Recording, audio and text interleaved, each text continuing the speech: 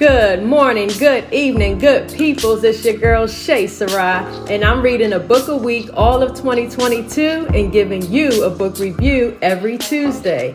This week's book is The Power of Awareness by Neville Goddard. Now, I have his 10-book collection, which includes this book and many others. If you've ever heard of The Feeling is the Secret, that's another Neville Goddard classic. It is also in here as well.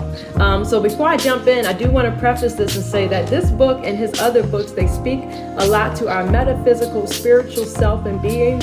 So it's important for me, I think, to be grounded first before you dive in, so that you don't get caught up and whisked away by these ideas of consciousness.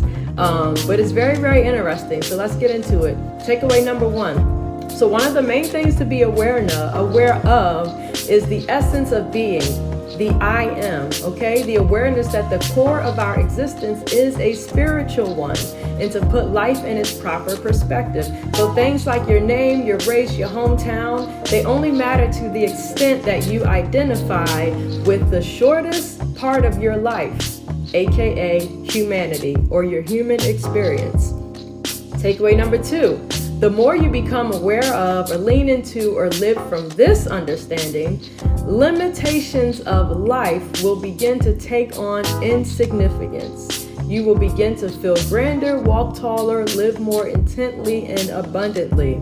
So the more you operate with the knowledge that you are a spiritual being first, the less significant earthly matters will seem.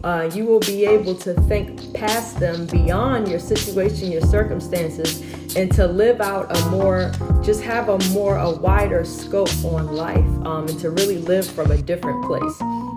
Takeaway number 3. Power of this awareness ultimately brings you to the power of assumption, which is taking on the assumption of your wish, desire, your future self fulfilled. So take on the feeling of your future self fulfilled, knowing that there's no distinction between your future and present self.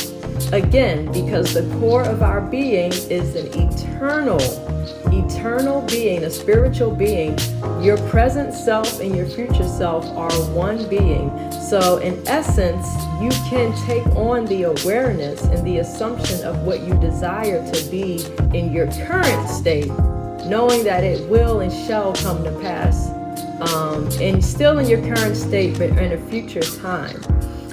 So again, these are deep concepts. Again, I think you should definitely be grounded in something of truth. For me, that is the Bible. But let me know what y'all think in the comments.